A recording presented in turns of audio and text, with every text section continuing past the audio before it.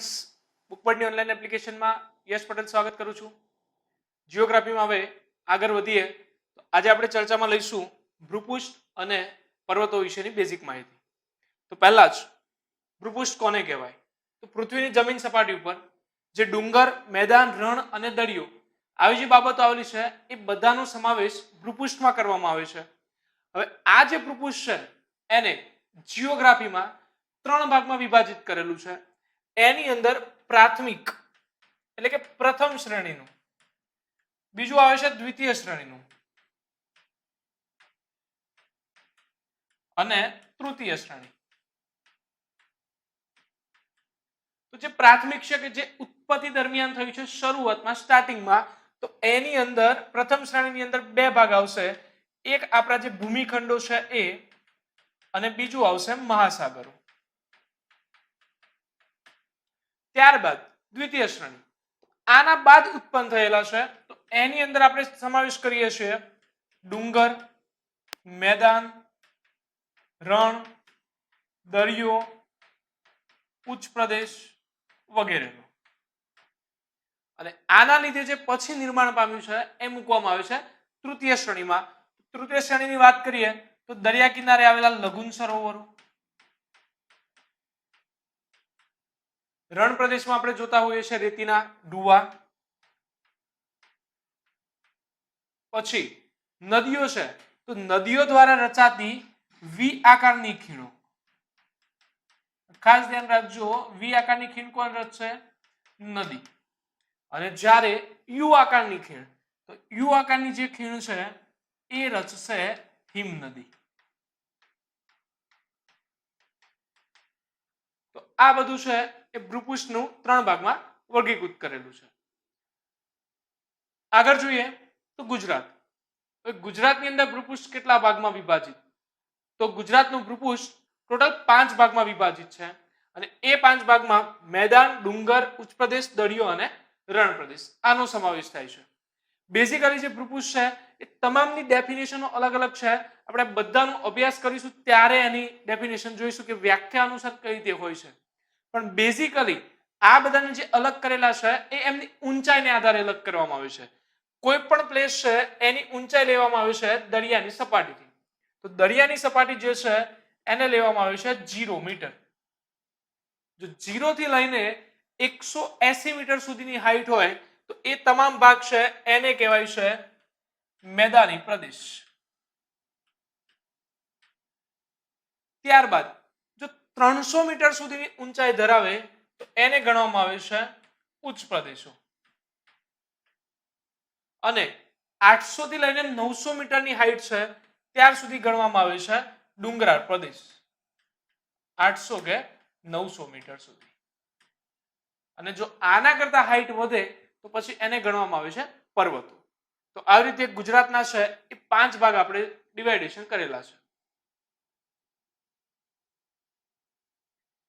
તો આ જે 5 ભાગ છે એ પૈકી પહેલું આપણે શરૂઆત કરવાના છે ડુંગરોની. ગુજરાતના ડુંગરો ભણીશું એ પહેલા આપણે સમજી લઈએ કે ભાઈ ભૌતિક બાબતમાં જે પર્વતો છે એનું નિર્માણ કઈ રીતે થયું છે, પર્વતના પ્રકારો કયા કયા છે. તો પર્વત એટલે કે સમુદ્ર સપાટીમાં 900 મીટરથી વધુ ઊંચાઈ ધરાવતા હોય. જો 900 થી ઓછી હોય તો એને આપણે ડુંગર ગણીએ છીએ, અને ડુંગર કરતા થોડાક હાઇટેડ એટલે કે એને પર્વત ગણવામાં આવે છે.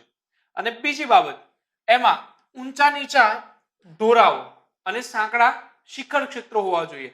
એટલે કે બેઝિકલી આ ટાઈપનો આકાર થશે. ક્લિયર? અહીંયા ઊંચા નીચા ઢોરાવ હશે અને અહીંયા શિખર ક્ષેત્રો હશે. તો એને આપણે શું કહીએ છીએ? પર્વત ગણીએ છીએ.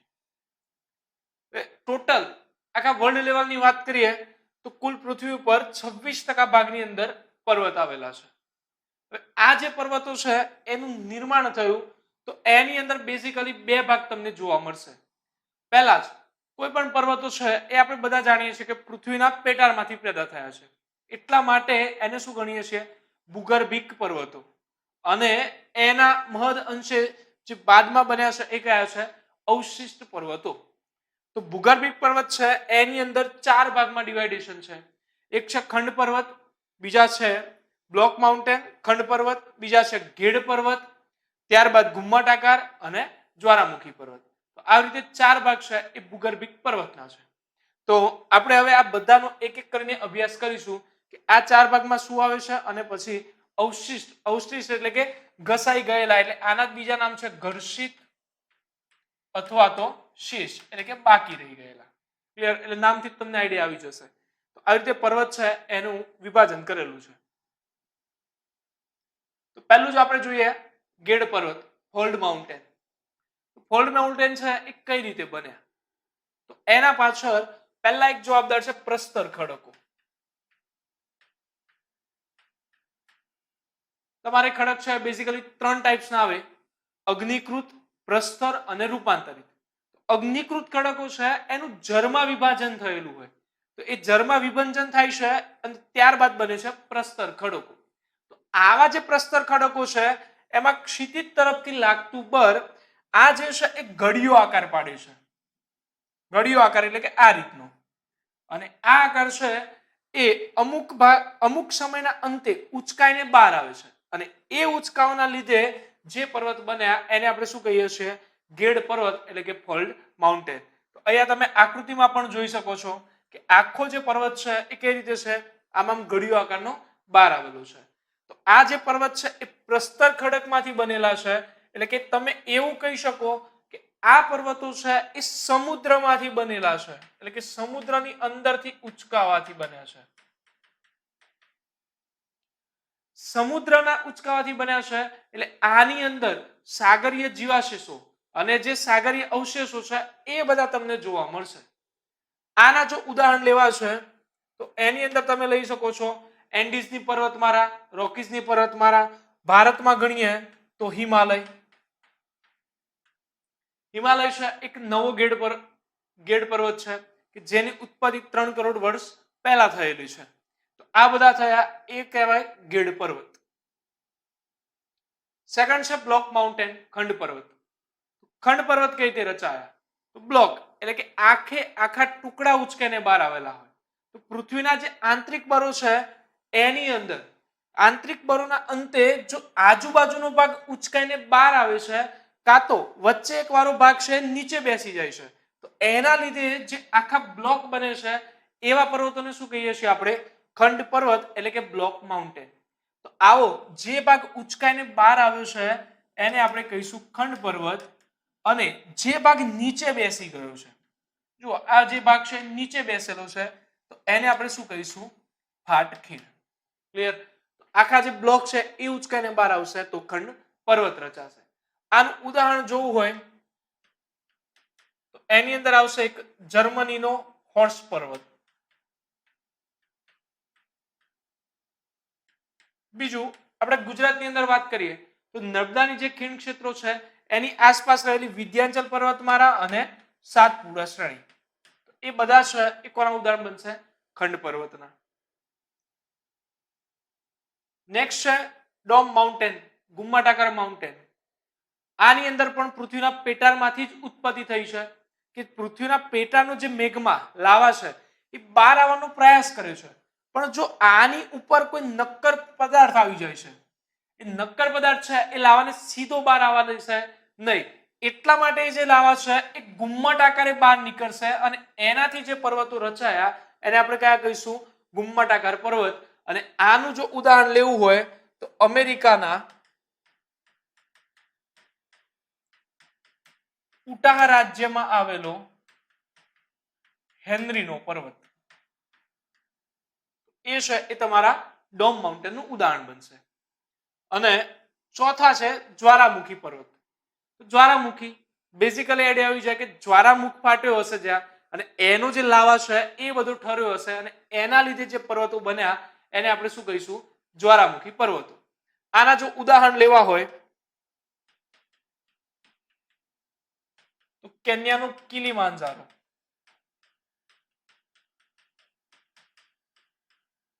ગુજરાતની અંદર જો વાત કરીએ તો પાવાગઢ. પાવાગઢ છે એ પણ જ્વારામુખીથી રચાયેલો પર્વત છે. હવે જુઓ અહીંયાથી એક તમારે એક બેઝિક કોન્સેપ્ટ યાદ આવે કે જ્વારામુખ ફાટ્યો હશે એટલે આજુબાજુની જમીન કેવી જોવા મળશે? બ્લેક સોઇલ એટલે કે કાળી જમીન જોવા મળશે. બીજું કે અહીંયા ખનિજોનું પણ પ્રમાણ વધુ જોવા મળશે, કારણ કે જ્વાળામુખી છે એ પૃથ્વીના પેટાળમાંથી ફાટે છે અને એ જે લાવા છે એ બધું બહાર લાવે છે, એની સાથે શું આવશે? ખનિજો પણ જોવા મળે છે. અને આ જે લાવા છે એ જ્વાળામુખી દ્વારા બહાર નીકળે છે, એટલા માટે જ્વાળામુખીને શું કહે છે? પૃથ્વીનો સેફ્ટી વાલ. ક્લિયર? હવે ચલો જ્વાળામુખી વિશે થોડીક માહિતી આપી દો. તો આ જે જ્વાળામુખી જે નરી દ્વારા બહાર ફાટે છે એને આપણે શું કહીએ છીએ? જ્વાળામુખ નરી.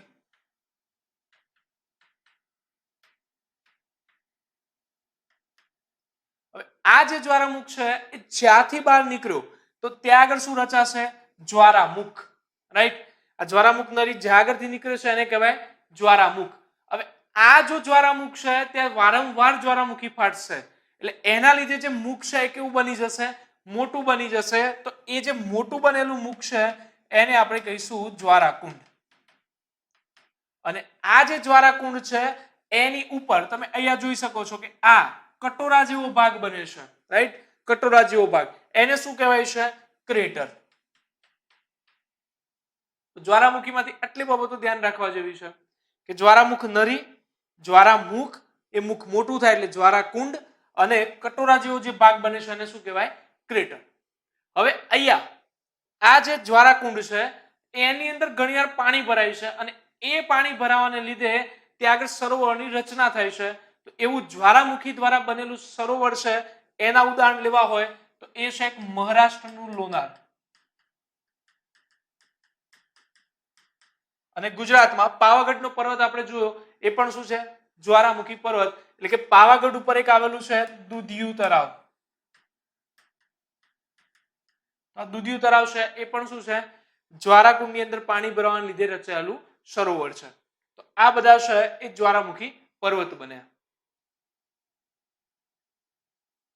નેક્સ્ટ લઈશું અવશિષ્ટ પર્વત. અવશિષ્ટ એના મેં બે નામ તમને કીધા કે શેષ અને ઘર્ષિત. તો કરોડો વર્ષના અંતે જે અગાઉના 4 ટાઈપના પર્વતો જોયા એ ઘસારણના પરિબળો. ઘસારણ લાગશે એટલે જે ભાગ વધેલો બાકી રહે છે કે જે ઘસાઈ ગયેલો ભાગ છે, કાં તો હવે જેનો ટુકડો વધ્યો છે, શેષ વધ્યો છે, એ બધાને શું કહીશું? અવશિષ્ટ પર્વતો. એટલે વાસ્તવમાં શું છે? ભૂગર્ભિક પર્વત જ છે, પણ કરોડો વર્ષોના અંતે શું થાય છે? ઘસાઈને પછી બાકી રહેલો ભાગ છે. તો આના ઉદાહરણ જો આપણે જોવા હોય તો પૂર્વ ઘાટ અને પશ્ચિમ ઘાટ. આ બધા છે એ અવશિષ્ટ પર્વતના ઉદાહરણ છે. અરવલ્લી, અરવલ્લી પણ પ્રાચીન શું હતી? ગેડ પર્વતમાળા. પણ હાલમાં ગણીએ તો હવે ઘસાવાની શરૂ થઈ તો હાલની તારીખમાં એ પણ કેવી બની છે? હવે અવશિષ્ટ પર્વતમાળા બની રહેલી છે. તો ફ્રેન્ડ્સ, આ આપણે પર્વતો છે એ કઈ રીતે નિર્માણ પામ્યા છે અને એના કયા કયા પ્રકાર હોય છે એની વિશે ચર્ચા કરી. પર્વતો છે ઘણી બધી રીતે યુઝ થતા હોય છે. પહેલું તો કોઈ પણ દેશ છે તો એની જમીન સીમાનું સંરક્ષણ કરતા હોય છે. ધારી લો કે આપણું હિમાલય, તો ચીન છે ત્યાં હિમાલય વચ્ચે હોવાથી શું થાય છે? આપણી જમીનનું જે સરહદ છે એ આપણે વાડ કે એવું કશું બનાવવું પડતું નથી. સેકન્ડ છે પર્વત હશે એટલે વરસાદ લાવવા માટે યુઝ થશે. વરસાદી પવનો છે અને રોકે છે અને વરસાદ લાવે છે. ત્રીજું, એમાંથી નીકળતી નદીઓ, એટલે નદીઓ છે એના દ્વારા શું થશે? પાણી, અને પાણીના લીધે એગ્રીકલ્ચર ને બધું યુઝફુલ થશે. ચોથું, પર્વતો ઉપર ચા અને કોફી વગેરે જેવું પણ ઉગાડી શકાય છે. પાંચમું, પર્વતોમાંથી જે ધોધ પડે છે એના લીધે આપણે શું પેદા કરીએ છીએ? વિદ્યુત. તો આવી રીતે છે એ પર્વતો ઘણી બધી જગ્યાએ આપણને યુઝફુલ થતા હોય છે. અને આવા જે પર્વતો છે યુઝફુલ, એના વિશે આપણે ચર્ચા કરવાની છે. અને એમાં ગુજરાતમાં કઈ રીતે પર્વતો આવેલા છે એના વિશે આપણે હવે માહિતી જોઈશું. હવે જે ગુજરાત છે તો ગુજરાતની અંદર વિભાજન આપણે 3 ભાગમાં કરીશું. જ્યારે પણ સ્ટડી કરીશું જીઓગ્રાફી, ઓલવેઝ 3 ભાગ ડિવાઇડેશન હશે. એક કચ્છ, સૌરાષ્ટ્ર અને તર ગુજરાત. તો સેમ ડુંગર છે એ પણ આપણે 3 ભાગમાં ડિવાઇડેશન કરી દઈશું. એમાં જે કચ્છ અને સૌરાષ્ટ્રના ડુંગરો છે એ માત્ર ને માત્ર ગુજરાત પૂરતા હશે, જ્યારે તર ગુજરાતના છે એનું કનેક્શન છે એ ઇન્ડિયા સાથે પણ જોવા મળશે. તો કચ્છની અંદર ટોટલ 3 ભાગમાં ડુંગરો વિભાજિત છે: ઉત્તર ધાર, મધ્ય ધાર અને દક્ષિણ ધાર. સૌરાષ્ટ્રની વાત કરીએ તો એમાં 2 ભાગ જોવા મળશે: ઉત્તરની ટેકરી અને દક્ષિણની ટેકરી. એમાં આ જે ઉત્તરની ટેકરી છે એની અંદર આપણે સ્ટડી કરીશું માંડવની ટેકરી. બીજા છે રાજકોટ જિલ્લામાં, જામનગરમાં અને બરડો ડુંગર. આ બધાનો સમાવેશ આની અંદર લઈ લઈશું. જ્યારે દક્ષિણની ટેકરીઓ છે એની અંદર આપણે ભણવાનું છે ગિરનાર, ગીર, નાના ગીર અને ભાવનગર જિલ્લાના ડુંગરો. તો આવી રીતે છે એ સૌરાષ્ટ્રને બે ભાગમાં ડિવાઇડેશન કરીશું. અને ત્રીજું છે તર ગુજરાતના ડુંગરો. તો એની અંદર ટોટલ 4 શ્રેણી જોવા મળશે: અરવલ્લી, વિંધ્યાચલ, સાતપુડા અને સહ્યાદ્રી. તો હવે આપણે શરૂઆત કરીશું. એમાં પહેલા સ્ટડી કરવાના છીએ કચ્છનો ડુંગરાળ પ્રદેશ. હવે સ્ટડી કઈ રીતે કરીશું એની બેઝિક માહિતી આપું. તો પહેલા આપણે જોઈશું કે ભાઈ ઉત્તરધાર છે, તો ઉત્તરધાર એની વિશેષતા કઈ છે. સેકન્ડ, એમાં ડુંગરો કયા આવેલા છે. તમે જ્યારે પણ સ્ટડી કરવા બેસો છો, અહીંયા હું તમને મેપ ઉપર સ્ટડી કરાવીશ, એ ટાઈપનો સેમ ટુ સેમ મેપ છે તમે બનાવી દેશો. એના લીધે શું થશે, ક્વિક રિવિઝન કરતી વખતે કામ લાગશે. હવે એ જે ડુંગરો છે એ આપણે જોઈ લઈશું. ડુંગરમાં સૌથી ઊંચો કયો છે એ આપણે જોવાનું રહેશે. અને ત્યારબાદ અમુક જે ડુંગરો છે કે જે અલગ અલગ વિશેષતા ધરાવે છે, કાં તો એમની સાથે સંકળાયેલું કંઈક હિસ્ટ્રી કે કલ્ચર છે, એના વિશે આપણે અભ્યાસ કરવાના છીએ. તો શરૂઆત કરીએ કચ્છના ડુંગરાળ પ્રદેશ. તો કચ્છની અંદર જે ડુંગરો છે એને ધાર કહેવામાં આવે છે. અને આવી કચ્છમાં ટોટલ 3 ધાર જોવા મળશે: ઉત્તર, મધ્ય અને દક્ષિણ. એ પૈકી પહેલા આપણે ઉત્તર ધારની ચર્ચા કરીએ. તો ઉત્તર ધાર છે એ મોટા ભાગે જે કચ્છનું મોટું રણ છે એની અંદર ફેલાયેલી છે. આ મોટા રણમાં ફેલાયેલી છે એટલા માટે કન્ટિન્યુ નથી, એટલે કે સરંગ નથી. આ જે ધાર છે એ તમને કેવી જોવા મળશે, તૂટક. એટલે કે એક અહીંયા ડુંગર હશે, વચ્ચેનો ભાગ છે સમતલ હશે, પાછો થોડાક અંતરે બીજો ડુંગર હશે. તો આવી રીતે છે. એટલા માટે ટાપુઓના ભાગમાં કેવી રહે છે, સમતલ રહે છે, અને આજુબાજુ ઊંચા ડુંગરો છે. તો એને આપણે મેપમાં પહેલા સમજીએ કે ઉત્તર ધાર છે એ મોટા રણમાં એટલે કે ઉપરના ભાગમાં આવેલી છે. એમાં કયા કયા ડુંગરો છે. આ જે ડુંગરો છે એ નામ યાદ રાખવા આપણા માટે થોડાક ડિફિકલ્ટ લાગતા હોય છે. વારંવાર તમે ફટાફટ રિવિઝન કરશો, બોલશો એટલે ઓટોમેટિક યાદ થઈ જશે. તો ઉત્તર ધારના ડુંગરોની ચર્ચા લઉં તો એની અંદર આવેલા છે કારો, ખાડીઓ, ગારો, પચ્છમ, ખદીર અને બેલા. આ જે બેલા ને બધા છે બેટ છે, એનો અભ્યાસ આપણે રણમાં પણ ફરીથી આવશે. તો આ જે બની એ છે તમારી ઉત્તર ધાર. હવે આ જે ઉત્તર ધાર છે એનો સૌથી ઊંચો ડુંગર રહેશે કારો. અને આ જે કારો ડુંગર છે એ સંપૂર્ણ કચ્છનો પણ સૌથી ઊંચો ડુંગર છે. તો આ રીતે બની ગઈ આપણી ઉત્તર ધાર. હવે એના જે ડુંગરો છે એમની વિશેષતાઓ સાથે આપણે સ્ટડી જોઈ લઈએ. તો કારો, ખાડીઓ, ગારો, પચ્છમ, ખદીર અને બેલા. એમાં પહેલા જોઈશું કારો ડુંગર. કારો ડુંગર ઉત્તર ધારનો તો ઊંચો છે જ, સાથે કચ્છનો પણ સૌથી ઊંચો ડુંગર છે.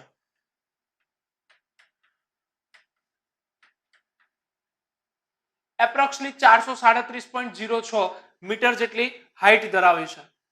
હવે આ જે કારો ડુંગર છે એની સાથે અન્ય કઈ કઈ બાબતો સંકળાયેલી છે. તો પહેલી બાબત છે કારા ડુંગર ઉપર દત્તાત્રેયની સમાધિ આવેલી છે. ને ત્યાં ભગવાન દત્તાત્રેયનું મંદિર પણ જોવા મળે છે. અહીંયા એક એવી પણ કથા સંકળાયેલી છે કે ભગવાન દત્તાત્રેય જ્યારે વિશ્વના ભ્રમણ ઉપર નીકળેલા હોય છે ત્યારે કારા ડુંગર ઉપર પોતે સ્ટે કરેલો હોય છે. એ દરમિયાન શિયાળોનું એક ટોરું છે એ ત્યાં આગળ ભૂખ્યું જોવા મળે છે ને પોતાના શરીરના અંગો છે એમને ખાવા માટે આપે છે અને એ અંગો છે ફરીથી પાછા રીડેવલપ થયેલા છે. તો એવું અહીંયા દત્તાત્રેયનું મંદિર અને એમની સમાધિ છે.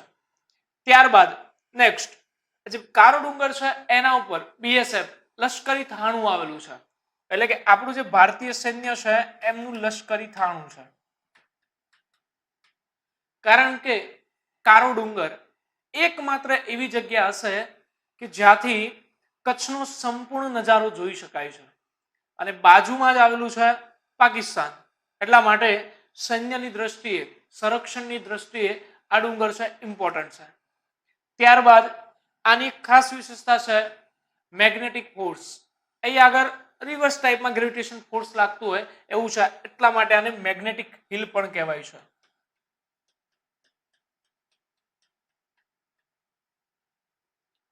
અને અન્ય એક બાબત છે કે કચ્છમાં તમે જાશો એટલે દોરડું જે રણોત્સવ યોજાય છે એ દરમિયાન એકાદ દિવસ તમને કારા ડુંગર ઉપર લઈ જવાય છે અને કારા ડુંગર ઉપરથી તમને એક તો ડુંગર, નીચેની ભાગમાં દરિયો અને રણ, આવી પ્રકૃતિના ત્રણ છે એ બાબતો એક સાથે તમે નિહાળી શકો છો.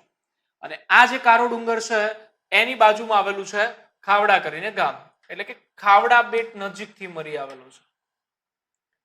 આટલી બાબતો છે વિશેષતા બ્લેક હિલમાંથી આપણે ધ્યાને લઈશું. ત્યારબાદ નેક્સ્ટ છે ખાડીઓ ગારો પચ્છમ, એમાંથી આપણે જસ્ટ નામ જ યાદ રાખવાના છે. નેક્સ્ટ ઇમ્પોર્ટન્ટ છે ખદીર બેટ. હવે આ જે ખદીર છે એની નીચેથી ગુજરાતમાં જો જોવા જઈએ તો સિંધુ સંસ્કૃતિનું મોટું એક એવું નગર ધોરાવીરા પ્રાપ્ત થયેલું છે. તો અહીંયાથી તમને પ્રાપ્ત થયું છે ધોરાવીરા. આ જે ધોરાવીરા છે એ લુણી નદીને કાંઠે આવેલું છે અને જે લુણી છે એ મોટા રણની કુંવારિકા નદી છે. ધોરાવીરાની ચર્ચા લઈ લઈએ તો સ્થાનિક લોકો આને કોટડા શબ્દથી પણ ઓળખે છે. બીજી બાબત કે અહીંયાથી વિશ્વનું સૌથી પ્રાચીન ગણી શકાય એવું 10 અક્ષરો વાળું સાઇનબોર્ડ પ્રાપ્ત થયું છે.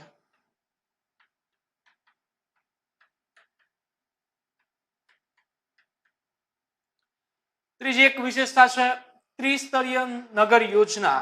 આ સિંધુના જે નગરો છે એ બધામાં મોટા ભાગે દ્વિસ્તરીય નગર યોજના જોવા મળે છે, જ્યારે ધોરાવીરામાં કેવી છે ત્રિસ્તરીય. ત્યારબાદ સ્ટેડિયમના પુરાવા એટલે કે રમત ગમતના મેદાનના પુરાવો, તો એ ક્યાંથી પ્રાપ્ત થયા છે ધોરાવીરામાંથી.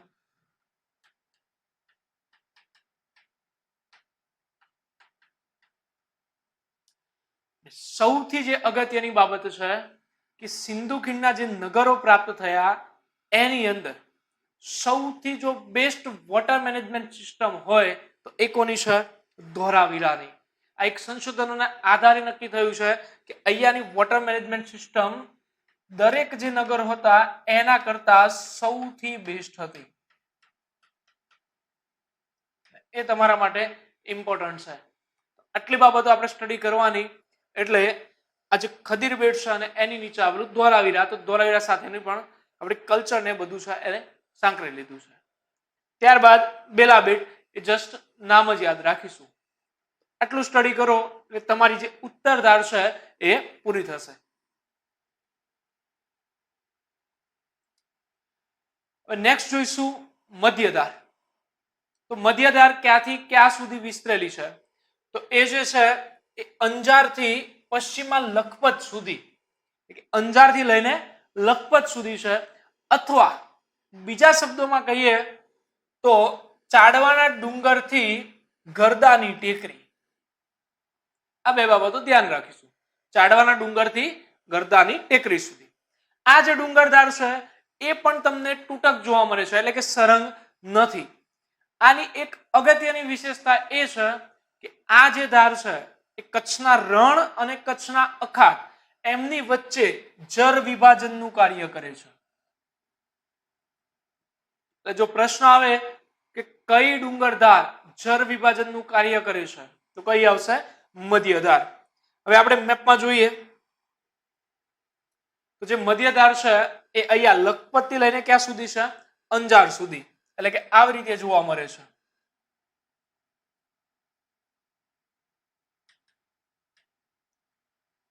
બીજા શબ્દોમાં વાત કરી તો ગરદાની ટેકરીઓથી ચાડવાના ડુંગર સુધી, એટલે કે અહીંયા આવેલી છે ગરદાની ટેકરીઓ, અહીંયા આવેલો છે ચાડવાનો ડુંગર.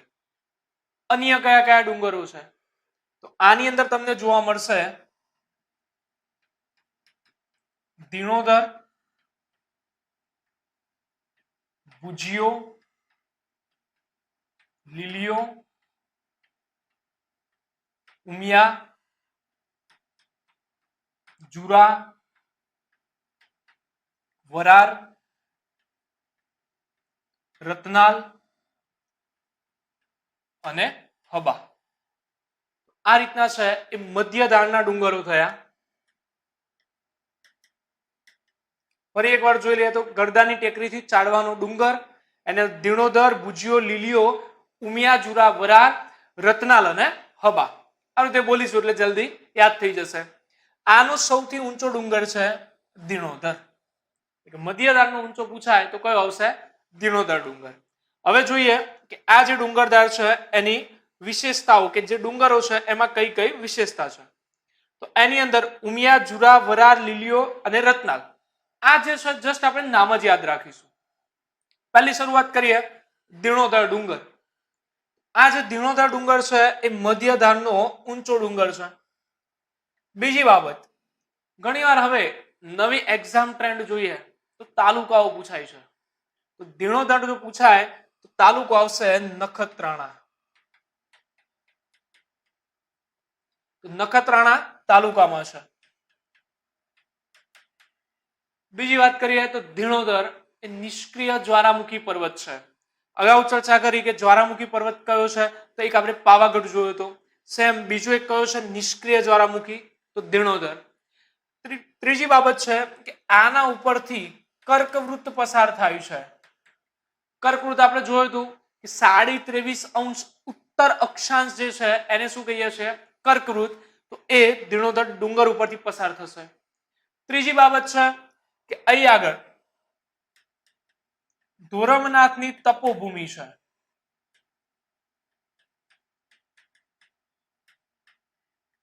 આ જે ધોરમનાથ સંત છે એમને કાનફટ્ટા પંથની સ્થાપના કરેલી છે.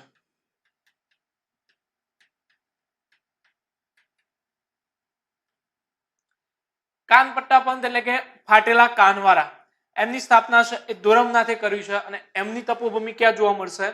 દિણોદર ડુંગર ઉપર. આ રીતે દિણોદર સાથે આટલા જે ફેક્ટ છે એ બધા સંકળાયેલા છે. ત્યારબાદ નેક્સ્ટ જોઈએ ભુજિયો ડુંગર. ભુજિયા ડુંગરની તળેટીમાં જ કચ્છનું જે પાટનગર છે ભુજ એ આવેલું છે. ભુજિયા ડુંગર છે એના ઉપર ભુજિયો કિલ્લો આવેલો છે અને આ કિલ્લાના એક કોર્નરમાં ભુજંગનાગનું મંદિર જોવા મળે છે.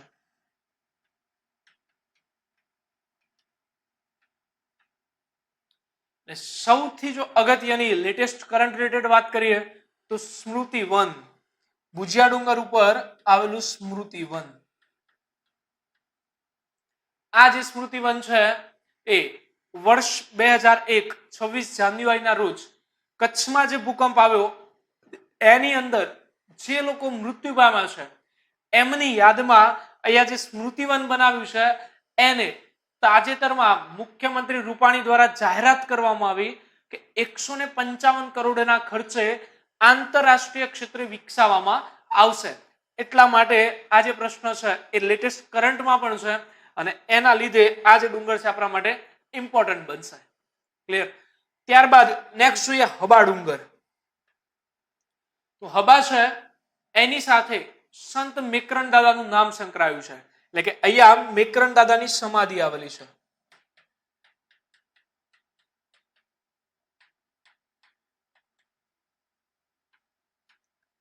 આ જે મેકરણ દાદા છે કોણ છે? તો મેકરણ દાદાને કચ્છના સંત, કચ્છના ફકીર, કચ્છના કબીર વગેરે જેવા નામોથી પણ ઓળખાય છે. આ મેકરણ દાદાની સાથે ઓલવેઝ બે બાબતો રહેતી હતી. એક એમનો ગધેડો અને બીજો છે કૂતરો. બંનેના નામ છે એક્ઝામમાં ઘણી વાર પૂછાઈ ગયા છે. ગધેડો છે એનું નામ હતું લાલિયો અને કૂતરો છે એનું નામ હતું મોતિયો. લાલિયો ગધેડો અને મોતિયો કૂતરો. મેકરણ દાદા કચ્છના રણમાં ભૂલા પડેલા મુસાફરોના જીવ બચાવનાર. એવું કહેવાય છે કે કચ્છના રણમાં જો તમે ભૂલા પડો છો અને સંત મેકરણ દાદાનું નામ લો છો તો તમને જે રસ્તો છે એ બતાવવા માટે હેલ્પફુલ થતા હતા.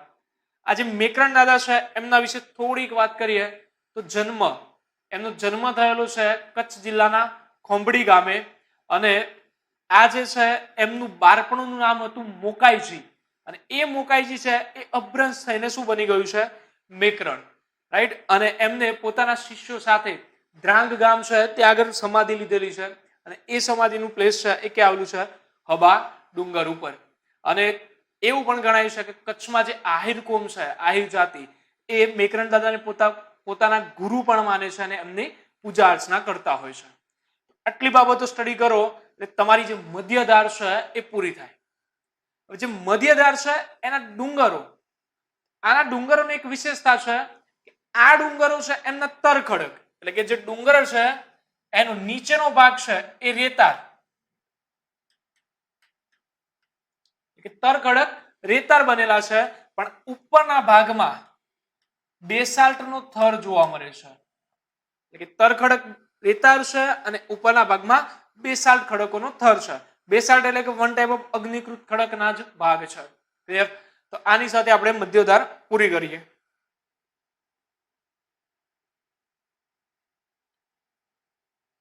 નેક્સ્ટ જોઈશું દક્ષિણ ધાર. દક્ષિણ ધાર છે એ પહેલા પાનંદ્રો માતાના મઢથી થઈને દક્ષિણ પૂર્વે રોહા, નખત્રાણા તાલુકાનું છે રોહા, ત્યાંથી થઈને વાગડના મેદાન સુધી. તો વાગડના મેદાન એટલે મોટા રણ અને નાના રણ, એટલે કે બે રણ વચ્ચેનો વિસ્તાર છે, ત્યાં સુધી ફેલાયેલી છે. હવે આ જે ધાર છે એની વિશેષતા તો કચ્છ જિલ્લાની મુખ્ય ભૂમિની વચ્ચે પસાર થાય છે. મેપમાં જોઈએ કે કઈ રીતે છે. તો હવે તમને આઈડિયા આવી જશે કે આ આપણો કચ્છ છે. તો કચ્છની અંદર વાત કરીએ તો અહીંયાથી આ મુખ્ય ભૂમિ ભાગ કહેવાય. આમ એની મધ્યમાં છે દક્ષિણ ધાર. એટલે એનો મતલબ એવો થયો કે ભાઈ ત્રણે ત્રણ ધાર છે એ મુખ્ય ભૂમિ ભાગ કરતા કેવી છે? ઉપરના તરફ છે. તો દક્ષિણ ધારની અંદર આવેલા ડુંગરો છે એ આપણે દર્શાવીએ. અહીંયા છેક વાગડના મેદાન સુધી છે.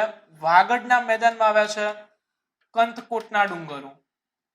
બીજા વાત કરીએ તો અહીંયા છે પાનંદ્રો, માતાનો મઢ, નનામો. આ જે કંથકોટના ડુંગર છે એની અંદર જ બાજુમાં આવેલી છે અધોઈની ટેકરીઓ. અને કચ્છના નીચેના છેડે તમને અહીંયા એક ટેકરીઓ જોવા મળે છે, ગેડી પાદરની ટેકરીઓ.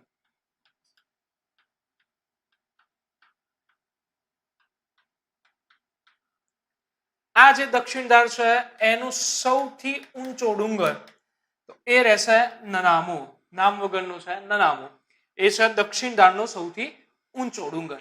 ક્લિયર? તો આવી રીતે છે એ મેપની અંદર તમારે ત્રણે ત્રણ ધાર બની ગઈ. આઈ એમ શ્યોર કે તમે પણ જોડે મેપ બનાવશો. આટલો મેપ જુઓ એટલે તમારું કચ્છ છે આખું ક્લિયર થઈ જશે. હવે આ જે ડુંગરો લીધા એમની કઈ કઈ વિશેષતાઓ છે ને શું છે એ આપણે સમજીએ.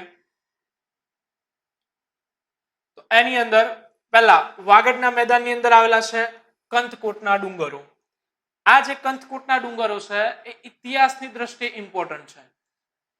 1026ની સાલ મોહમ્મદ ગઝનવી જ્યારે ગુજરાત ઉપર આક્રમણ કરે છે ત્યારે ગુજરાતનો રાજા છે ભીમદેવ પ્રથમ, એ મોહમ્મદ ગઝનવીના આક્રમણથી બચવા પોતે આશ્રય ક્યાં લીધો છે? કંથકોટના ડુંગરોમાં. ડુંગરો આપેલા છે નનામો, માતાનો મઢ, પાનંદ્રો, ગેડીપાદન ટેકરી અને કંથકોટના ડુંગર. બીજા આપણે કીધા અધોઈની ટેકરી. સૌથી ઊંચો ડુંગર છે નનામો. કંથકોટની વાત કરી, ભીમદેવ પ્રથમ સંતાવ્યો હતો તે. ત્યારબાદ પાનંદ્રોની વાત કરીએ તો પાનંદ્રો ખાતે ગુજરાતની લિગ્નાઇટ કોલસાની સૌથી મોટી ખાણો છે. કે ગુજરાતમાં સૌથી વધુ લિગ્નાઇટ કોલસો અહીંયાથી મળે છે. કોલસાની વાત કરીએ તો કોલસો એટલે કે બ્લેક ડાયમંડ, કારો હીરો.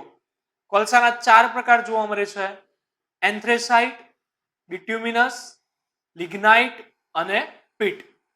એ પૈકી જે ત્રીજી કક્ષાનો કોલસો છે લિગ્નાઇટ, એ આપણા ગુજરાતમાં પાનંદ્રો ખાતેથી મળી આવે છે.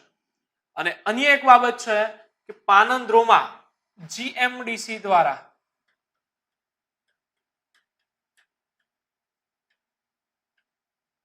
5 મેગાવોટનો સોલર પ્લાન્ટ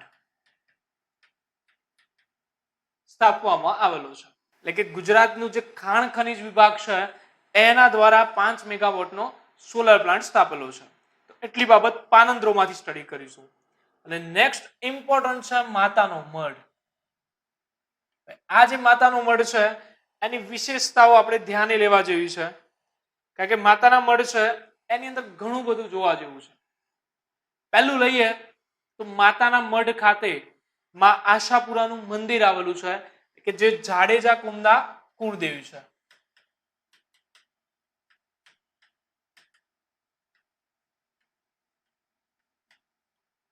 આ જે મંદિર છે એનું કલ્ચર રિલેટેડ થોડીક વાત કરીએ તો મંદિરના નિર્માણ પાછળ એવું કહેવાય છે કે આનું જે નિર્માણ છે એ દેવચંદ મારવાડ તો દેવચંદ વણિક વેપારી છે એ આસો મહિનાની જે નવરાત્રી હોય છે એ દરમિયાન માતાજીની સ્થાપના કરે છે અને પૂજા અર્ચના કરે છે. માતાજી સ્વપ્નમાં આવે છે અને એને એવું કહે છે કે જ્યાં તે પોતાની સ્થાપના કરી છે ત્યાં એક મંદિરનું નિર્માણ કરાવડાય, પણ 6 મહિના સુધી મંદિરના દ્વાર ખોલવા નહીં. જે દેવચંદ છે મંદિરનું નિર્માણ કરાવે છે અને 5 મહિનાનો સમય પૂરો થાય છે. 5 મહિનાના સમયના અંતે મંદિરની અંદરથી ઝાંઝરના અવાજ આવે છે.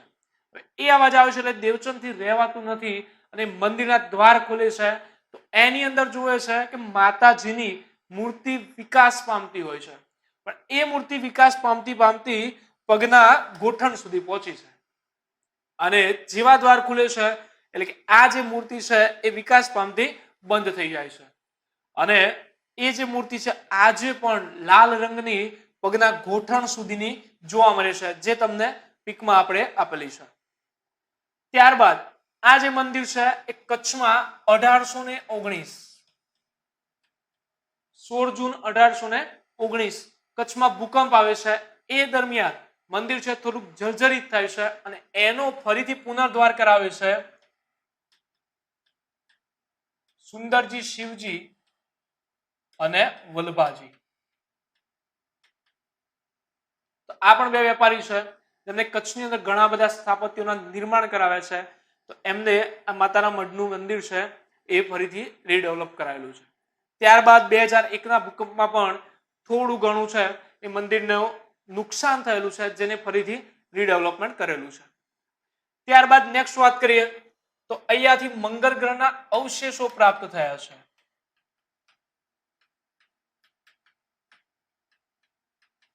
વિશ્વમાં સૌપ્રથમ મંગળ ગ્રહના અવશેષો લાલ રંગના પથ્થરો ક્યાંથી પ્રાપ્ત થયા તો માતાનો મઢ, જિલ્લો કચ્છ, અને એની શોધ કરી હતી NASA national aeronautics space administration, જેની સ્થાપના 1958ના એક્ટ અનુસાર થયેલી છે, જે અમેરિકાની સંસ્થા છે એ, અને ભારતની સંસ્થા છે વાડિયા ઇન્સ્ટિટ્યૂટ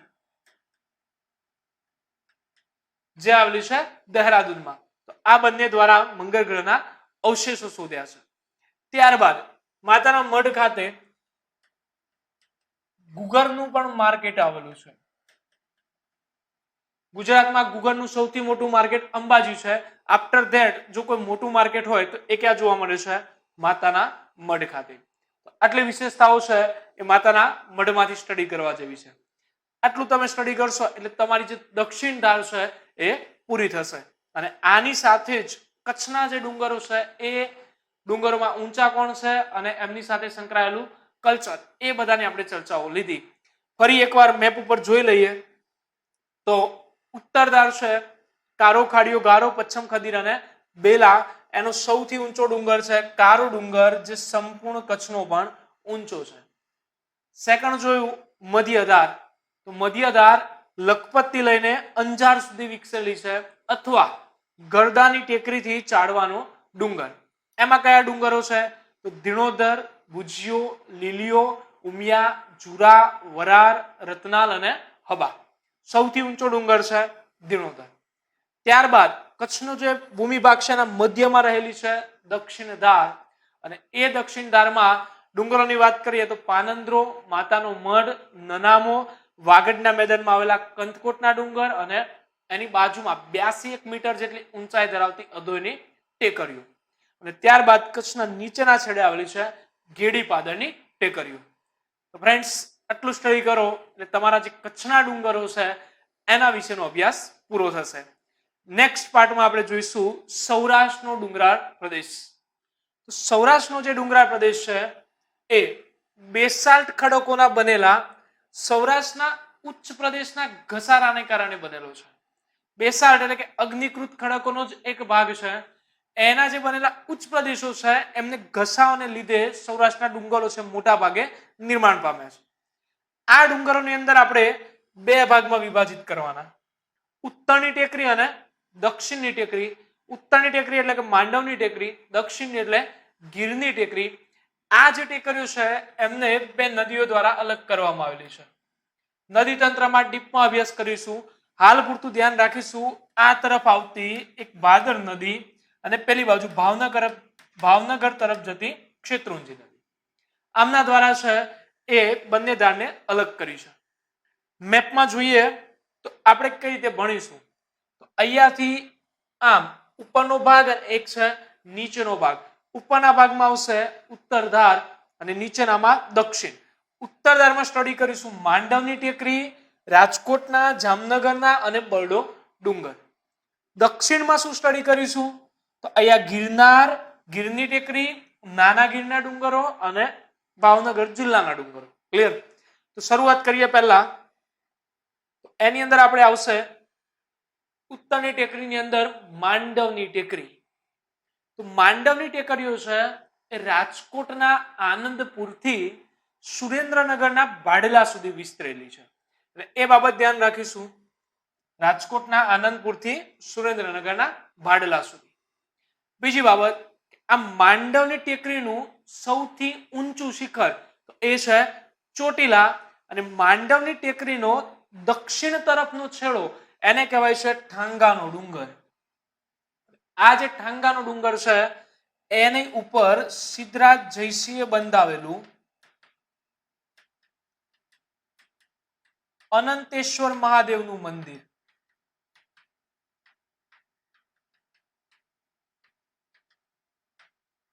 એ ત્યાં આગળ જોવા મળે છે. મેપની અંદર જોઈ લઈએ તો અહીંયા રાજકોટ જે જિલ્લો છે એના આનંદપુરથી લઈને સુરેન્દ્રનગરના ભાડલા સુધી આ છે આપણી માંડવની ટેકરી.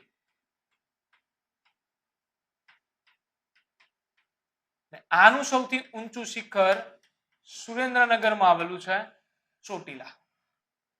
અને આનો દક્ષિણ તરફનો જે છેડો છે એને આપણે શું કહીએ છીએ, ઠાંગાનો ડુંગર. આ રીતે છે એ આખો જે મેપ છે એ આપણો બની જશે. હવે અહીંયા ચર્ચા લઈએ તો એની અંદર પહેલો છે ચોટીલા. તો ચોટીલા એટલે માંડવની ટેકરીનું સૌથી ઊંચું શિખર એપ્રોક્સિમેટ 340 મીટર હાઇટ ધરાવે છે. આ પણ એક નિષ્ક્રિય જ્વારામુખી પર્વત છે કે જ્વારામુખી પ્રસ્ફોટન થયું છે અને એના લીધે નિર્માણ પામ્યું છે. ત્યારબાદ આનો આકાર તો એ છે શંકુ આકારનો. શંકુ આકારનો પર્વત જોવા મળે છે. એની ઉપર આવેલું છે ચામુંડા માતાનું મંદિર. અને ગુજરાત સરકાર દ્વારા જે સાંસ્કૃતિક વનો બનાવવામાં આવે છે એ અનુસાર અહીં આગળ આવેલું છે ભક્તિવન. આપણા માટે ઇમ્પોર્ટન્ટ રહેશે. ભક્તિવન, ચોટીલા, જિલ્લો સુરેન્દ્રનગર. એટલે કે ભક્તિમાં ચામુંડાની કરાય. આવી રીતે યાદ રાખીશું એટલે ઝડપથી થઈ જશે. ત્યારબાદ આ જે ચોટીલા છે એ મહાન સાહિત્યકાર ઝવેરચંદ મેઘાણીની જન્મભૂમિ પણ છે. અહીંયા એક બાબત ધ્યાને લઈશું કે ભાઈ મેઘાણી છે એમની કર્મભૂમિ છે બોટાદ, એટલા માટે મેઘાણી મહોત્સવ ક્યાં જાય છે, બોટાદમાં. જ્યારે જન્મભૂમિ કયું છે, ચોટીલા. નેક્સ્ટ વાત કરીએ તો હવે અન્ય જે ડુંગરો છે રાજકોટ અને જામનગર જિલ્લાના, તો એની અંદર આવે છે રાજકોટની અંદર ઓસમ, લોધિકા અને જસદણ. ઓસમના ડુંગરો, લોધિકાના અને જસદણના ડુંગરો. ત્યારબાદ જામનગર જિલ્લો. તો જામનગરની વાત કરીએ તો જામનગરની અંદર તમને જોવા મળશે એક ગોપની ટેકરીઓ, બીજી એક છે અલેકની ટેકરીઓ, બીજો એક છે સત્યાદેવનો ડુંગર. આ બધા ડુંગરો છે એ કયા જિલ્લામાં આવશે? જામનગરમાં. તો આ 3 રાજકોટ અને 3 જામનગર એ આપણે ધ્યાન રાખીશું.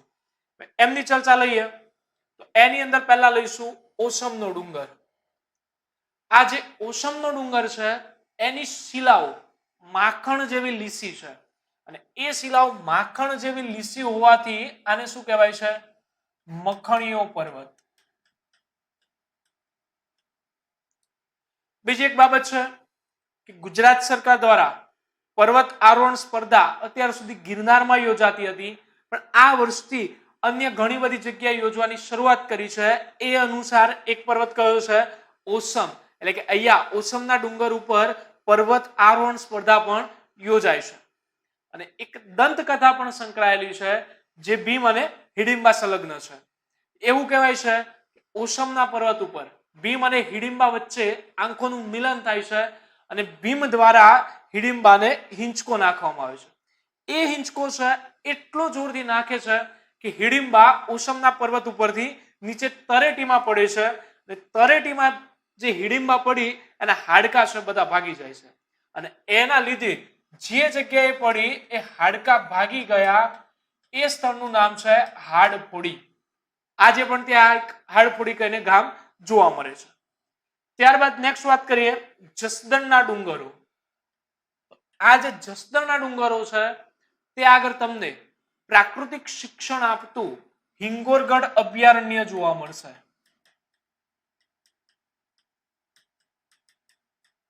હિંગોરગઢ પ્રાકૃતિક શિક્ષણ અભયારણ્ય, તાલુકો જસદણ, જિલ્લો રાજકોટ. આટલી ચર્ચા લેવાની એટલે રાજકોટના આવી ગશે. ત્યારબાદ જામનગર. જામનગરમાંથી જસ્ટ નામ જ યાદ રાખવાના છે. એમાં સતિયો ડુંગર ઇમ્પોર્ટન્ટ છે. નેક્સ્ટ ગોપની ટેકરીઓ, એની આસપાસના વિસ્તારમાં તમને ગોપના મંદિરો પણ જોવા મળે છે. હવે આગળ જોઈએ તો એક અન્ય અગત્યનો ડુંગર છે બરડો ડુંગર. બરડાની ચર્ચા લઈએ તો બરડો ડુંગર પોરબંદર અને જામનગર એની અંદર આવેલો છે, પણ મોટા ભાગનો વિસ્તાર કયા જિલ્લામાં જોવા મળે છે? પોરબંદરમાં. અને આ જે બરડો ડુંગર છે એનું સૌથી ઊંચું શિખર તો એ છે આભપરા. બરડાનું સૌથી ઊંચું શિખર કયું છે? આભપરા, જે આવેલું છે પોરબંદર જિલ્લામાં. અન્ય એક શિખર છે વેણુ અને એ જે વેણુ શિખર છે એ આવેલું છે જામનગર જિલ્લામાં. આવી રીતે બરડો ડુંગર છે એની વાત થઈ. બરડાની જે વિશેષતાઓ છે એ આપણે જોઈએ. તો પહેલું, મોટા ભાગનો વિસ્તાર પોરબંદરમાં છે એટલે એક્ઝામમાં ઘણીવાર પૂછાય તો કયો જિલ્લો આપણે ટીક કરીશું? પોરબંદર. વાસ્તવમાં આનો થોડો ઘણો ભાગ ક્યાં છે? જામનગરમાં પણ. આ જે બરડો છે એનો આકાર તો ગોર માથાવાળી ટેકરી. ચોટીલામાં જોયો શંકુ, બરડાનો કેવો છે? ગોર માથાવાળી ટેકરી. ઊંચું શિખર પૂછશે તો કયું આવશે? આભપરા. અને અન્ય શિખર છે વેણુ, એ કયા જિલ્લામાં છે? જામનગરમાં. ત્યારબાદ બરડાની વિશેષતાની વાત કરીએ તો અહીં આગળ આવેલું છે બરડો અભયારણ્ય, જે આગળ તમને સિંહ ને બધું પણ જોવા મળશે. અન્ય એક બરડાની તળેટીમાં ધરમપુર ગામ અને રાણાવાવ તાલુકો. ગામ કયું છે? ધરમપુર અને તાલુકો છે રાણાવાવ. ત્યાં આગળ આવેલું છે ગુજરાતનું એકમાત્ર ગાયોનું અભયારણ્ય કામધેનુ અભયારણ્ય. એટલે પ્રશ્ન આવે કામધેનુ અભયારણ્ય કયા જિલ્લામાં છે? કયું આવશે? પોરબંદર જિલ્લો. નેક્સ્ટ છે જંડુભટ્ટ. આ જે જંડુભટ્ટ છે એમને બરડા ડુંગરને સરકાર જોડેથી વનસ્પતિય ઔષધિઓ મેળવવા માટે ઇજારાશાહી ઉપર માગેલો. આજે ઇજારાશાહી ઉપર લેવો એટલે વન ટાઈપ ઓફ ભાડા પટ્ટે ઉપર લેવો, કે એ છે અમુક ટાઈમના કોન્ટ્રાક્ટ ઉપર જંડુભટ્ટને લેવો હતો, પણ સરકારે આપેલો નહોતો. હવે આ જે જંડુભટ્ટ છે એમની વાત કરીએ તો આમનું મૂળ નામ છે કરુણાશંકર.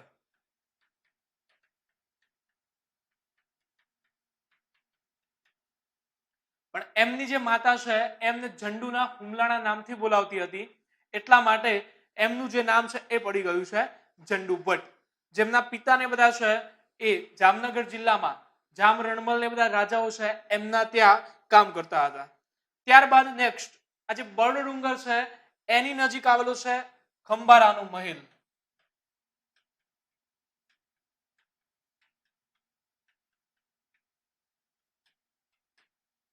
બીજું એક જોવા જેવું છે જાંબુવતની ગુફા કાં તો જાંબુવતનું ભોયરું, એ પૂછાય તો એ પણ કયા ડુંગરની અંદર આવેલું છે? બરડા ડુંગરની અંદર. ત્રીજી બાબત છે કે આની નજીક સફેદ સિમેન્ટ બનાવતી હિમાલયા ફેક્ટરી આવેલી છે.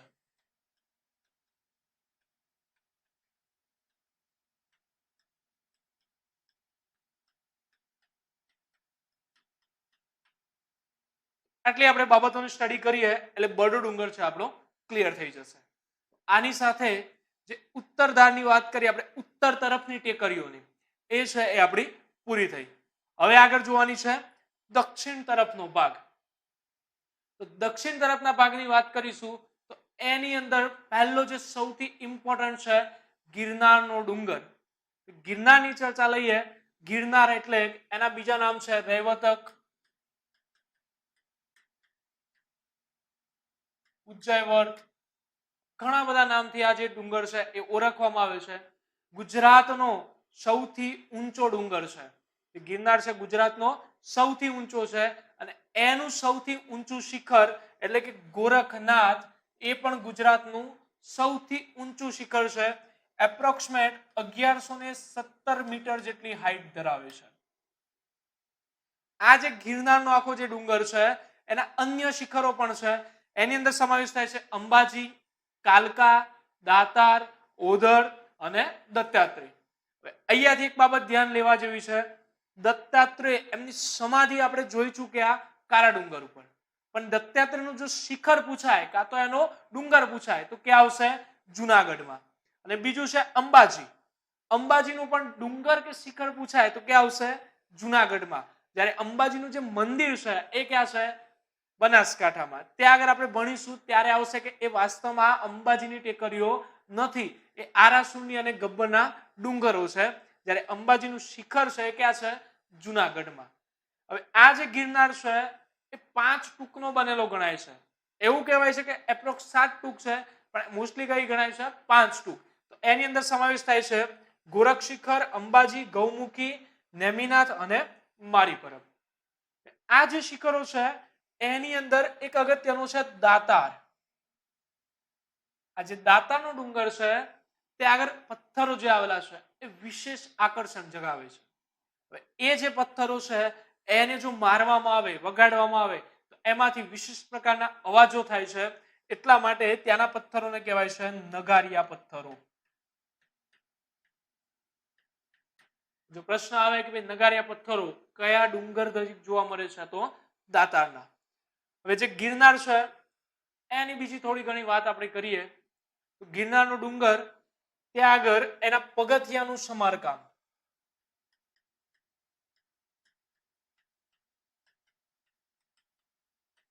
એ કરાવેલું છે કુમારપારે.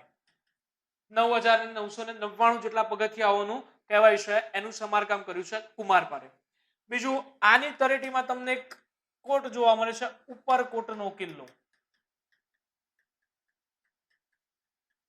આ જે કિલ્લો છે એ હિસ્ટ્રીની દ્રષ્ટિએ ઘણો જ ઇમ્પોર્ટન્ટ છે અને આ કિલ્લાની અંદર તમને જોવા મળશે રાણક દેવીનો મહેલ. જે રાણક દેવી છે એમના વિશે આપણે ચર્ચા નદી તંત્ર આવશે ત્યારે પણ કરીશું.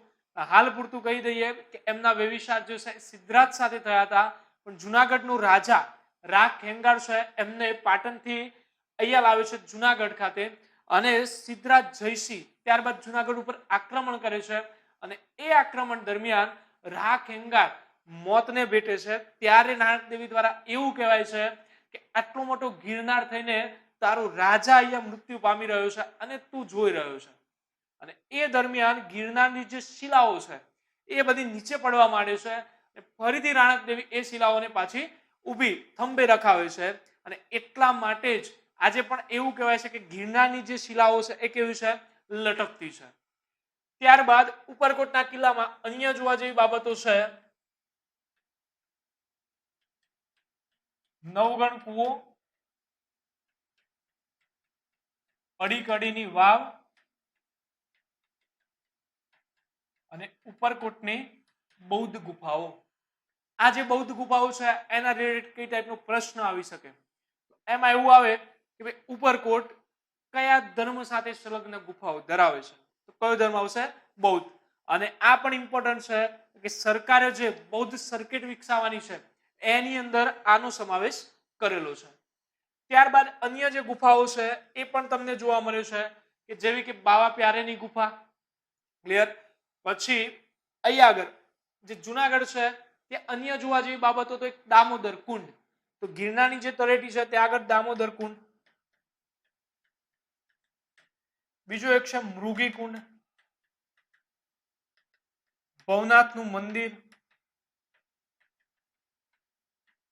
આ જે ભવનાથ મહાદેવનું મંદિર છે ત્યાં આગળ મહાશિવરાત્રી દરમિયાન યોજાતો મેળો બહુ ફેમસ છે કે જેની અંદર નગ્ન સાધુઓની રેવડી નીકળે છે અને મૃગી કુંડમાં સ્નાન કરીને પછી એનો અંત કરવામાં આવતો હોય છે. ત્યારબાદ શિલાલેખો.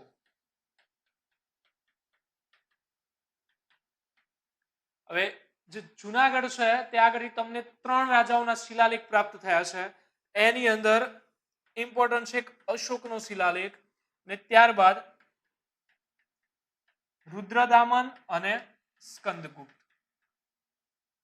આ જે છે એ 3 લોકોના શિલાલેખ અહીંયાથી પ્રાપ્ત થયા છે. એ શિલાલેખની સૌપ્રથમ શોધ કરી હતી કર્નલ ટોડે. જ્યારે શિલાલેખ ઉપરની જે લિપિ છે એ પહેલી વાર ઉકેલી હતી જેમ્સ પ્રિન્સેપે અને એની સુધારા વધારા સાથેની પ્રત છે એ ગુજરાતી એવા ડોક્ટર ભગવાનલાલ ઇન્દ્રજીએ રજૂ કરેલી છે. આવી 3 બાબતો છે આપણે ધ્યાને લઈશું. આટલું સ્ટડી કરો એટલે તમારો જે ગિરનારનો ડુંગર છે એના વિશેની મોસ્ટલી બધી જ માહિતી છે આપણી આવી ગઈ. આ જે છે એને આપણે મેપમાં દર્શાવી દઈએ. અહીંયા આગળ છે આખો ગિરનાર, જુનાગઢ જિલ્લો. એની અંદર આપણે લઈશું સૌથી ઊંચું છે ગોરખનાથ.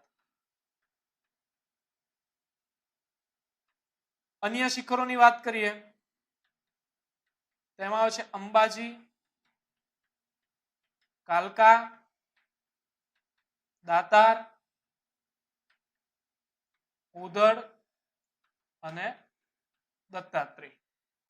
આવી રીતે છે આખો આપણો તમારો ગિરનારનો જે ડુંગર છે એ બનશે.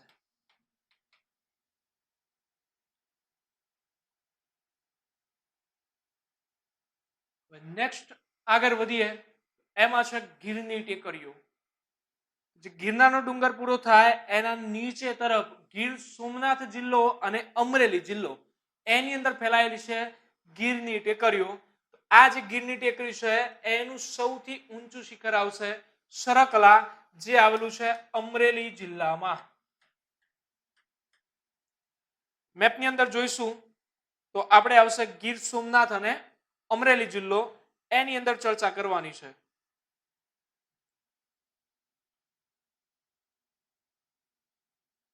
આ થઈ આપણી ગીરની ટેકરીઓ. સૌથી ઊંચું શિખર રહેશે સરકલા. અન્ય શિખરોની વાત કરીએ તો ગીર સોમનાથ જિલ્લામાં આવેલા છે સાસણ, નંદીવેલ, તુલસીશ્યામ અને શાણાનો ડુંગર. આટલા બાબતો છે એ આપણે અભ્યાસ કરવાનો છે. તો એની અંદર જોઈએ સરકલા સૌથી ઊંચું અમરેલી જિલ્લામાં, ગીર સોમનાથ જિલ્લામાં સાસણ, નંદીવેલ, તુલસીશ્યામ અને શાણાનો ડુંગર. એની ચર્ચા કરીએ તો જે સાસણ છે એની આસપાસનો વિસ્તાર સિંહોના અભયારણ્ય માટે રિઝર્વ કરેલો છે. ત્યારબાદ તુલસીશ્યામ. તુલસીશ્યામ છે એ ગીર સોમનાથ જિલ્લામાં આવેલું છે. ગીર સોમનાથ અને અમરેલી જિલ્લાની બોર્ડર ઉપર છે. હવે એ જે તુલસીશ્યામ છે ત્યાંના ગરમ પાણીના જરા ઇમ્પોર્ટન્ટ છે. એવું કહે છે કે એની અંદર ગંધકનું પ્રમાણ રહેલું છે જે ચામડીના રોગો મટાડે છે. અને બીજું અહીં આગળ આવેલું તત્પોદક કુંડ. આ એક છે એ તુલસીશ્યામમાંથી જોવા જેવો છે. ત્યારબાદ શાણાનો ડુંગર. ગીર સોમનાથ જિલ્લાનું વાંકિયા કરીને ગામ છે, એની નજીક આવેલો છે શાણાનો ડુંગર અને ત્યાં આગળ આવેલું છે શાણાની ગુફાઓ, એટલે શાણા વાંકિયાની ગુફાઓ. તો એક ગુફા સ્થાપત્ય છે એમાંથી એક અગત્યનો ટોપિક છે. નેક્સ્ટ જોઈશું તો નાના ગીરની ટેકરીઓ. જે ગીરની ટેકરીઓ જોઈ એના પૂર્વ તરફ, એટલે કે અમરેલી જિલ્લામાં ગીરની ટેકરી પૂરી થાય છે, પછી પૂર્વ તરફ અમરેલી જિલ્લાના જે મેદાની ભાગ સુધી વિસ્તરેલા નાના નાના ડુંગરો છે એને નાના ગીરની ટેકરીઓ કહેવાય છે. અને એમાં આવેલા ડુંગરોને કહેવામાં આવે છે મોરદાના ડુંગરો. તો એ આપણે મેપમાં દર્શાવી દઈએ. અહીંયા આગળ આવેલી છે નાના ગીરની ટેકરીઓ અને એની અંદર આવેલા છે મોરદાના ડુંગરો. એ બાબત છે આપણે એટલી સ્ટડી કરીશું. હવે નેક્સ્ટ જોવાનું છે આપણે ભાવનગર જિલ્લાના ડુંગરો. આજે ભાવનગર છે એમાં કયા કયા ડુંગરો છે? તો એક છે શેત્રુંજય, શિહોર, તરાજા, મારનાથ અને લોંગડી. આ જે ડુંગરો છે એ આપણે ભાવનગરમાંથી સ્ટડી કરીશું. શેત્રુંજય, શિહોર, તરાજા, મારનાથ અને લોંગડીના ડુંગરો. તો એ જે છે એમની વિશેષતાઓ આપણે જોઈએ. એની અંદર પહેલો છે શેત્રુંજય. પહેલા શેત્રુંજય છે, શેત્રુંજયનો મતલબ શું થાય? તો શેત્રુંજય એટલે આંતરિક જે શત્રુઓ છે એમને નાશ પમાડનાર, આંતરિક શત્રુઓનો નાશ કરનાર, એ આનો મતલબ થશે.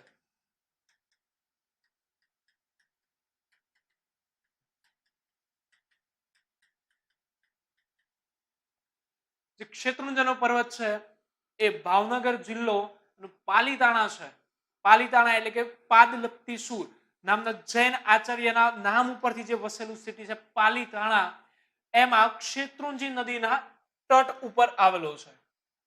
આ જે પાલીતાણા છે એની વાત કરીએ તો પાલીતાણા એટલે વિશ્વનું સૌપ્રથમ 2014માં કાયદાકીય દ્રષ્ટિએ જાહેર થયેલું શાકાહારી નગર છે.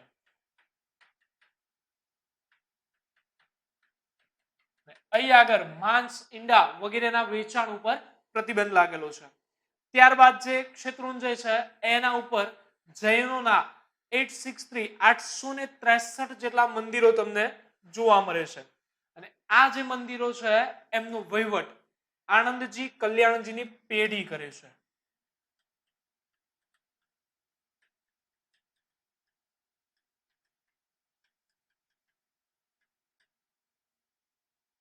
આનંદજી કલ્યાણજી ટ્રસ્ટ દ્વારા વહીવટ થાય છે. બીજી એક બાબત એવી છે કે રાત્રિના સમય દરમિયાન આ જે ડુંગર છે એની ઉપર રહેલા મંદિરોમાં કોઈ પણ વ્યક્તિ કે પૂજારી એમને પણ રહેવાની પરવાનગી નથી. એટલે કે એ બધા છે નીચેના તળેટીના ભાગમાં વસવાટ કરે છે. આ જે મંદિરો છે એની અંદર પ્રથમ મંદિર ગણાય છે ઋષભદેવનું. અને આ જે ઋષભદેવનું મંદિર છે એની સ્થાપના કરેલ છે નાગાર્જુને.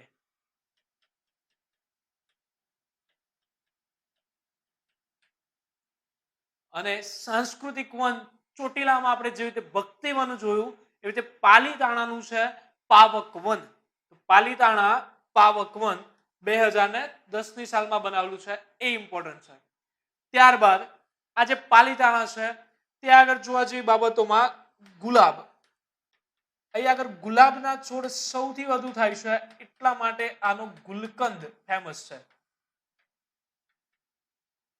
આટલી તમે સ્ટડી કરો એટલે તમારો જે શેત્રુંજય છે એના વિશેની બધી માહિતી આવી જશે. ત્યારબાદ નેક્સ્ટ પર્વતો છે ખોખરા, તરાજા, શિયોર, મારનાથ અને લોંગડી. એની અંદર ઇમ્પોર્ટન્ટ છે તરાજાના ડુંગરો. આ જે તરાજાના ડુંગરો છે અહીં આગળ પણ તમને બૌદ્ધ ગુફાઓ જોવા મળશે. અને આનો પણ સમાવેશ બૌદ્ધ સર્કિટની અંદર કરેલો છે. અને આ જે બૌદ્ધ ગુફાઓ છે એની અંદર એક ઇમ્પોર્ટન્ટ છે એબલ મંડપ. એબલ મંડપ નામની જે ગુફા છે એ અગત્યની છે. ત્યારબાદ મારનાથનો ડુંગર એની વાત કરીએ તો આમાંથી નીકળે છે માલેશ્રી નદી.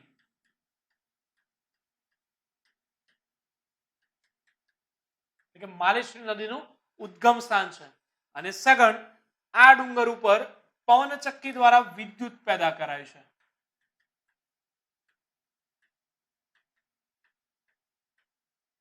આટલી બાબત છે મારનાથમાંથી ધ્યાને લઈશું.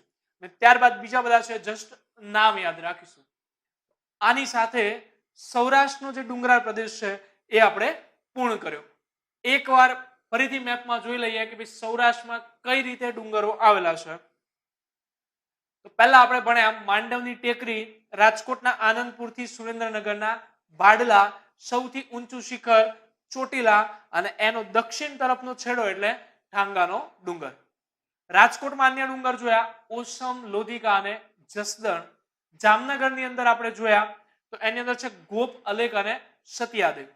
પોરબંદર અને જામનગરની અંદર ફેલાયેલો બરડો ડુંગર, બરડાનું ઊંચું શિખર આબપરા, અન્ય શિખર વેણુ જે જામનગરમાં.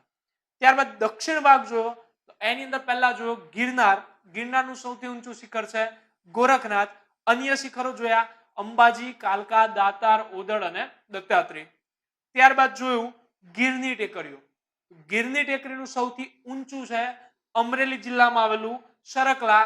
અન્ય કયા કયા છે તો ગીર સોમનાથ જિલ્લામાં સાસણ, નંદીવેલ, તુલસીશામ અને સાણાનો ડુંગર. ત્યારબાદ જોયું નાના ગીરની ટેકરીઓ, અમરેલીના મેદાની ભાગમાં આવેલી છે અને એના ડુંગરોને શું કહેવાય છે મોરદારના ડુંગરો. અને છેલ્લા જોયા ભાવનગર જિલ્લામાં તો એની અંદર આવે છે શેત્રુંજય, મારનાથ, લોંગડી, તરાજા, શિહોર વગેરેના ડુંગરો. તો આની સાથે ફ્રેન્ડ્સ આપણે સૌરાષ્ટ્રનો ડુંગરાળ પ્રદેશ છે એને પૂર્ણ કરીએ છીએ. લેક્ચર નંબર 2 કચ્છ અને સૌરાષ્ટ્રના ડુંગરો એ આપણે પૂરા કર્યા. એના રિલેટેડ કેટલાક પ્રશ્નો છે એનો આપણે અભ્યાસ કરીએ. તો પહેલું છે પાવાગઢ કયા પ્રકારનો પર્વત છે? આપણો જવાબ રહેશે જ્વારામુખી પર્વત.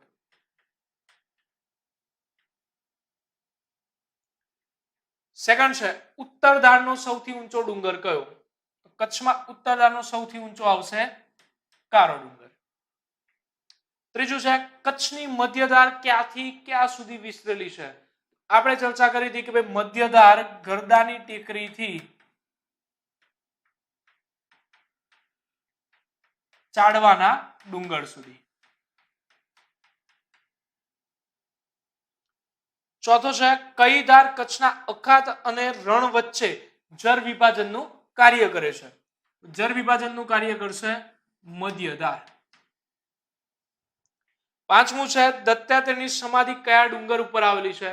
દત્તાત્રેયની સમાધિ આવશે કારા ડુંગર ઉપર. છઠ્ઠું હબા ડુંગર ઉપર કોની સમાધિ છે? તો હબા ઉપર કચ્છના ગરીબ નવાજ, કચ્છના સંત, કચ્છના ફકીર એવા સંત મેકરણ દાદાની સમાધિ છે, જેમને આહિર લોકો છે પોતાના ગુરુ પણ માને છે. સાતમું ભારતમાં સૌપ્રથમ મંગળ ગ્રહના અવશેષો તો નાસા અને વાડિયા ઇન્સ્ટિટ્યૂટ એમને શોધ્યા હતા માતાના મઢ ખાતેથી. આઠમું કચ્છની કઈ ધાર મુખ્ય ભૂમિભાગમાંથી પસાર થાય છે? તો આપણે વાત કરી કે ત્રણે ત્રણ ધાર ક્યાં છે? મુખ્ય ભૂમિભાગના મધ્યથી ઉપર, એટલે મુખ્ય ભૂમિભાગની મધ્યમાં કઈ આવશે? દક્ષિણ ધાર. નવમો છે માંડવની ટેકરી ક્યાંથી ક્યાં સુધી વિસ્તરેલી છે? તો રાજકોટના આનંદપુરથી સુરેન્દ્રનગરના ભાડલા સુધી. દસમું છે માંડવની ટેકરીનું સૌથી ઊંચું શિખર તો એ આવશે ચોટીલા. રાઈટ. 11 ઓસમનો ડુંગર કયા જિલ્લામાં છે? એ આવશે રાજકોટ. એની સાથે ભીમ અને હિડિંબાની કથા છે. 12 બરડા ડુંગરનું સૌથી ઊંચું શિખર એ કયું રહેશે? આબપરા. જિલ્લો આવશે પોરબંદર. 13 ગિરનારના પગથિયાનું સમારકામ તો એ આવશે કુમારપાર. 14 નાના ગીરના પ્રદેશમાં આવેલા ડુંગરોને શું કહેવાય છે? તો એમાં આવશે મોરદાના ડુંગરો. 15 તુલસીશામ ખાતે આવેલા કુંડનું નામ. તુલસીધામ ખાતે આવેલો કુંડ કયો છે? તત્પોદક કુંડ. 16 શેત્રુંજય ડુંગર પર જૈન ધર્મના કેટલા મંદિરો છે? એ આવશે 863 જેટલા. 17 ગઝનવીના આક્રમણ સમયે ભીમ પહેલો કયા ડુંગરોમાં સંતાયો? એ આવશે કંથકોટના ડુંગરો. 18 પાલીતાણા ખાતે કયું સાંસ્કૃતિક વન છે? તો પાલીતાણા પાવક વન અને ચોટીલામાં ભક્તિ વન.